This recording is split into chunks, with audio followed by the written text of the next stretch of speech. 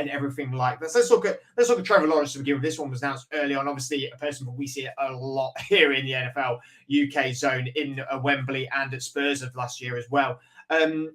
A quarterback that, I mean, when he came out from Clemson, everyone said was going to be the next face of the NFL. Not necessarily happened. Obviously, there was a lot of stumbling blocks with Urban Meyer, the, how do I put this, disgraced ex-coach of the Jacksonville Jaguars.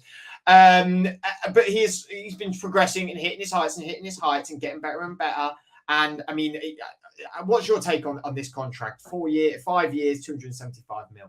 I mean, it's obviously a huge contract. He is alongside another player or another couple of players, I think, actually, who we'll come on to talk with a little bit later, the highest paid quarterback per year. And I think it's not, it's not unfair to say that Trevor Lawrence has not matched up to his expectations coming out of college yet.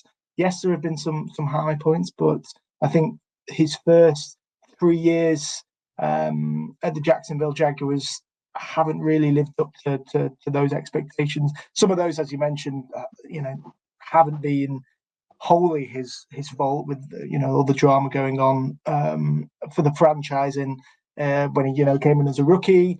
But yeah, I think he's only got one playoff win.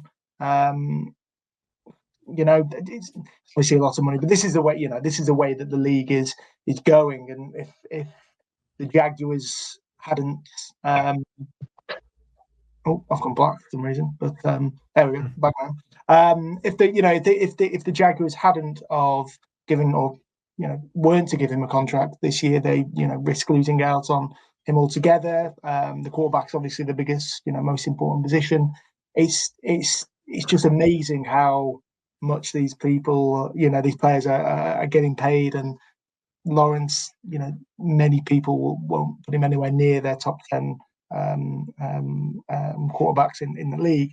It's not to say that he's not talented, and I'm sure he will want to justify this contract more than anyone. I think it's been a little bit of a mixed bag off season for the Jaguars. I think from what I can see on the just on the face of it, they their other deals have been questionable. Not to say that they lost the likes of Calvin Ridley, but obviously replaced him with Brian Thomas. But yeah, I think there's still a lot of question marks on Lawrence and the Jaguars going into the 2024 season. So I think you've got to say that at the moment it's probably an overpay to what they've given him.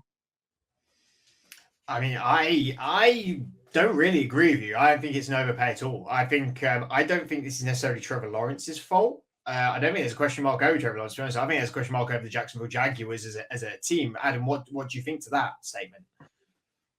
I kind of agree with Johnny, actually. I don't feel like he's really done what... I think the problem is with Trevor Lawrence is that there was such a lot of hype with him coming out of college. This is the best that we've seen since Andrew Luck, and that he's going to take the league by storm. And I think we all kind of expected a lot to happen because of that.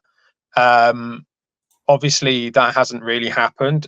The Urban Meyer season is definitely a reason why it's stalled. But the thing is that even if you take that one away, you've seen him do better under Doug Pederson for that first year. And then normally, if you have that as year one, you would then expect year two to improve. And it kind of didn't really happen that much. And I think that's where it kind of feels a little bit like maybe the player's not quite as good as what maybe we all thought he was going to be. At the same time, I will take your point that the Jags as a team, I don't feel like they've put the best things around him all the time. I feel like some of his receiving options have, Calvin Ridley came in, but he was coming back from being off for a long time. Christian Kirk, I know they paid him a lot, but I wouldn't say he's the best receiver going. I mean, he's solid. He's a solid wide receiver too for most teams, but I wouldn't say he's the best. When you start having that happen, obviously that's not the greatest. Now you've lost Calvin Ridley, you've brought in Gabe Davis.